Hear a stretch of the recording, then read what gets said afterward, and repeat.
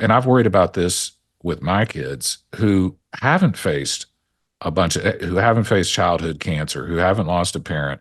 My kids have lived, my both parents are together and we live Yeah. in a nice neighborhood and all that. And they really haven't had to struggle. Now, I will tell you, both of my boys ended up choosing to join the hardest and most meaningful college organization in the country, the Corps Cadets at Texas A&M. So that's how they've Yeah. overcome some of that stuff. But what do you tell people who haven't had those experiences, that don't know that they have a extra gear, or that they can overcome way more than they maybe realize? It's a great question. I think people who are around me and who know me know that if I could say to be scared of one thing, it's to be scared of complacency.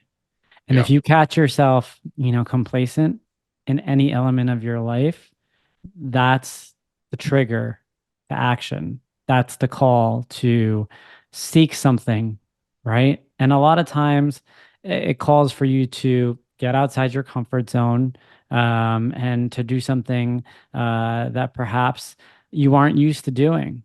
And I had mentioned before we hopped on, I have a 2-year-old, I have another child on the way, and that's something that I hope to instill in my children, is this idea of, you know, it's okay to be proud of your accomplishments. It's never okay to be complacent.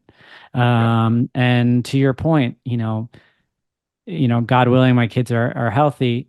They're gonna be dealt a better hand than I was dealt. And I yeah, think about that. I definitely think about that. My parents immigrated.